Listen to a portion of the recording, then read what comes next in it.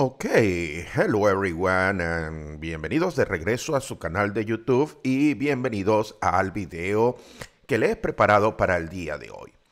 Como ustedes saben, estamos trabajando en una serie de videos dedicados a lo que son sistemas electromecánicos de conversión de energía.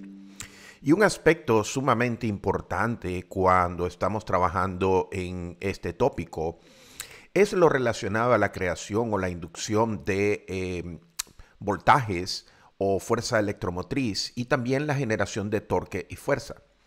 Todo esto está relacionado con los principios más elementales y básicos de operación de una máquina rotativa eléctrica.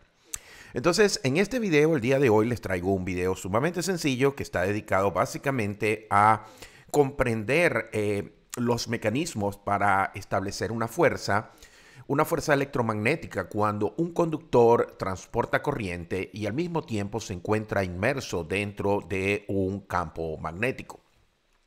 Entonces, sin mayor retraso, pasemos a ver la solución de este ejercicio práctico. Como pueden ver, aquí tenemos un primer enunciado. Dice que un conductor recto de longitud 0.25 metros transporta una corriente de 10 amperes. En este caso hacemos la aclaratoria de que la corriente es corriente continua, lo que quiere decir que es magnitud constante y dirección definida. Y este se encuentra localizado en un ángulo recto, es decir, 90 grados, respecto a lo que sería la densidad de campo magnético. Entonces tenemos tres preguntas sumamente sencillas aquí. Pregunta A: determine la magnitud de la fuerza electromagnética F en unidades de Newton, que es sujeto si la densidad de campo magnético B es igual a 0.5 teslas. Pregunta B: determine la magnitud de la densidad de flujo magnético, en este caso B en unidades de teslas, requeridas para producir una fuerza equivalente a 2 newtons. Y finalmente tenemos aquí determinar la corriente directa en amperes que sería requerido para regresar a la fuerza original que ha sido calculada en la pregunta número A, letra A. ¿Ok? Entonces, como ustedes pueden darse cuenta, es un problema sumamente sencillo. En el primer cálculo es la fuerza electromagnética. Ustedes pueden darse cuenta que la respuesta está aquí, 1.25 newtons. La densidad de flujo de campo magnético, en este caso 0.8 tesla. Y la pregunta C, la respuesta se encuentra aquí, 6.25 amperes. Entonces, sin mayores retrasos, pasemos a la resolución de este problema tan sencillo. Lo primero que ustedes tienen que tener en cuenta es la regla matemática que define la relación entre las variables que estamos en estudios. En este caso, nosotros tenemos un conductor que es rectilíneo y este conductor se encuentra inmerso dentro de lo que sería una densidad de campo magnético. Hemos representado en color azul las líneas de campo para definir la dirección de lo que sería la densidad de campo magnético. En color rojo estamos diciendo la dirección que tiene la corriente continua que está circulando por este conductor. Entonces es muy sencillo que mis estudiantes vean aquí que la corriente está yendo hacia abajo y en este caso, la densidad de campo magnético en color azul está yendo hacia abajo y la corriente está yendo hacia el lado derecho en una flecha de color rojo. La reacción de la interacción entre lo que sería el campo magnético y la corriente genera esta fuerza. Y ya hemos reconocido esta ecuación es sumamente conocida, la hemos utilizado en varias ocasiones, la hemos utilizado especialmente para lo que es el cálculo de fuerza sobre un conductor rectilíneo. Y en este caso tenemos, si se dan cuenta, en color negritas representado vectores. En este caso el vector de fuerza sería igual a la magnitud de la corriente multiplicada por el vector longitud, producto cruz, y recuérdense que esto es un producto vectorial, con el vector de densidad de campo magnético, ¿no? Si estamos trabajando en unidades tradicionales, si estamos trabajando en el sistema MKS, la fuerza va a venir representada en lo que serían newtons. El vector de densidad de campo magnético estaría representado en unidades de Tesla en el sistema MKS o el sistema internacional. Básicamente la longitud, el vector de longitud en este caso, la magnitud sería la longitud total del conductor y que estaría expresado en unidades de metro en el sistema internacional. Y finalmente tenemos aquí la corriente está expresada en amperes. Todo esto hay que tener en cuenta que este producto punto va a depender va a definir la interacción entre el campo magnético y la corriente eléctrica, y donde este ángulo, el ángulo entre el conductor y lo que sería la corriente eléctrica, básicamente ese ángulo entre corriente eléctrica y densidad de campo magnético define la magnitud de la interacción. Nosotros aquí en este video estamos definiendo teta letra minúscula, letra griega teta minúscula, para definir el ángulo entre estos componentes, ¿ok? Entonces, si usted no quiere trabajar con la forma vectorial de la ecuación, lo cual es la forma que nosotros utilizamos en nuestros estudios de teoría electromagnética.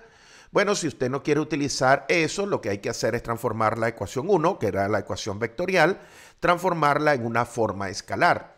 Y para hacerlo en forma escalar, entonces nosotros tenemos que tener en cuenta lo siguiente, que transformamos la fuerza en magnitud. Ustedes se pueden dar cuenta de las dos barras alrededor de la letra negrita, que básicamente lo que está representando es que la magnitud de la fuerza es igual a la corriente multiplicada por la magnitud de la longitud, multiplicada por la magnitud de la densidad de campo magnético, por el seno del ángulo que forman lo que sería la longitud y lo que sería la densidad de campo.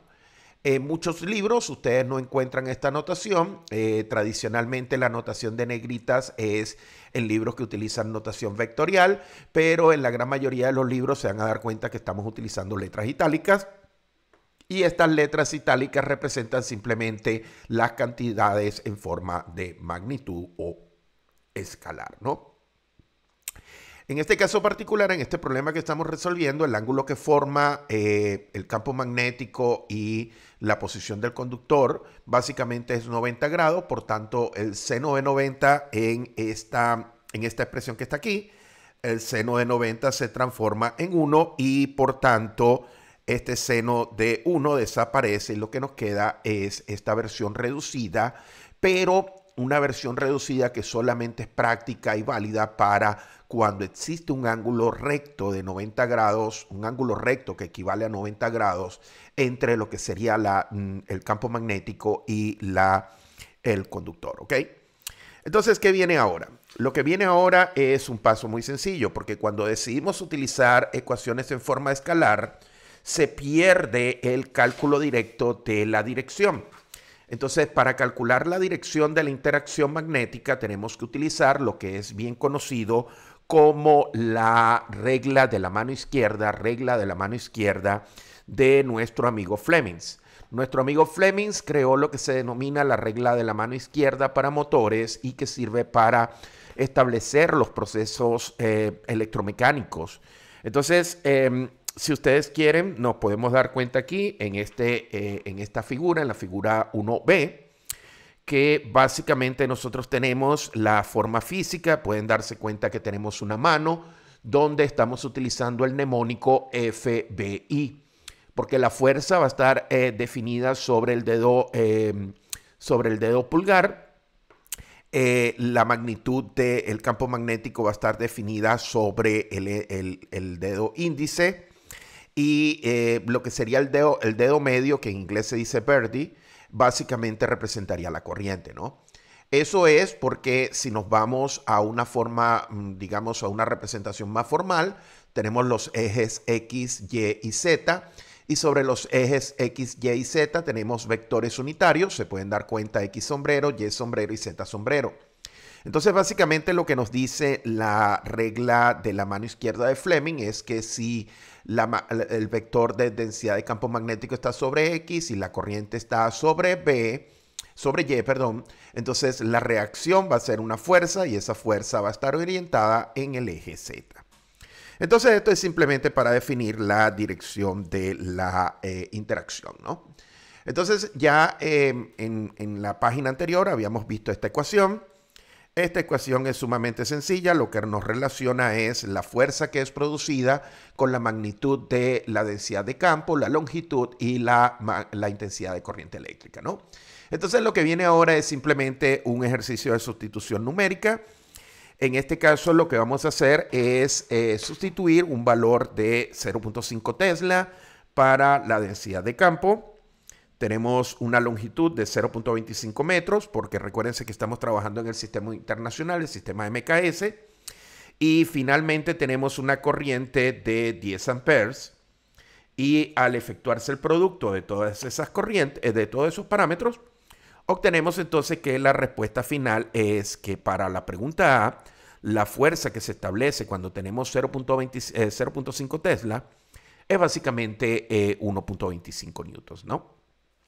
Luego podemos hacer la respuesta para la pregunta B. La pregunta B es un poco bien interesante porque ahora lo que nos dicen a nosotros es que se conoce la corriente y se conoce la fuerza, ¿no?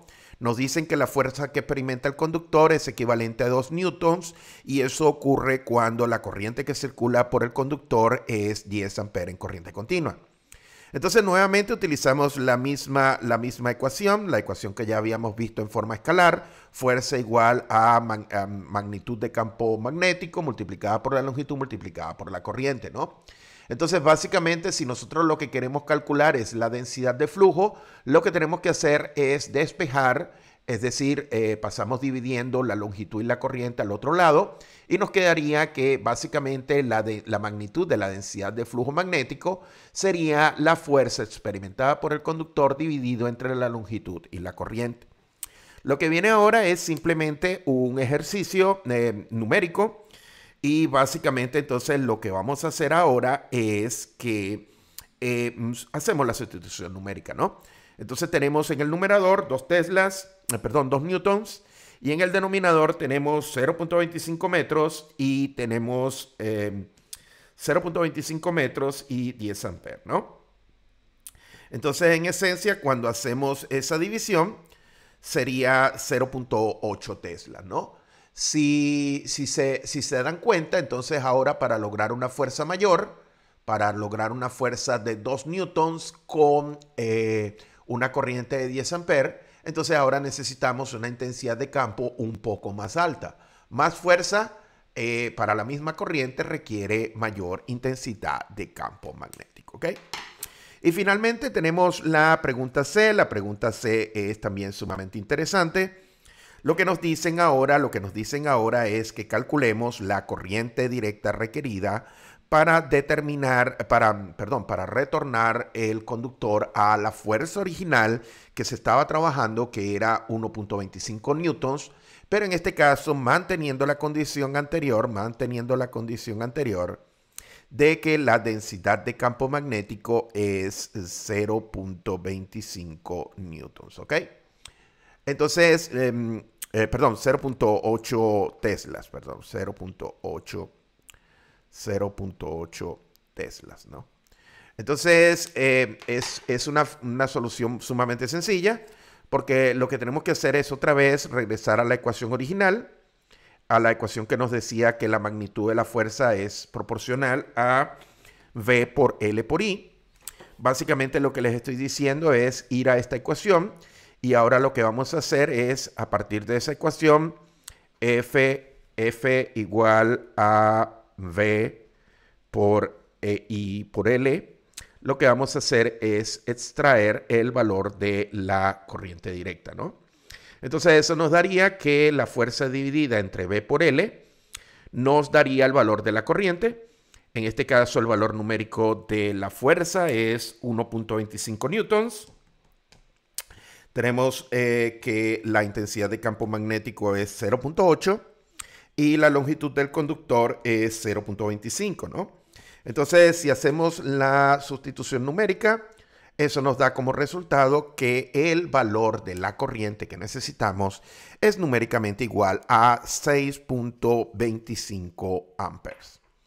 Entonces, en este ejercicio hemos utilizado de diferentes formas la ecuación que nos permite a nosotros calcular la fuerza electromagnética que actúa sobre un conductor cuando el mismo se encuentra transportando corriente e inmerso dentro de un campo magnético.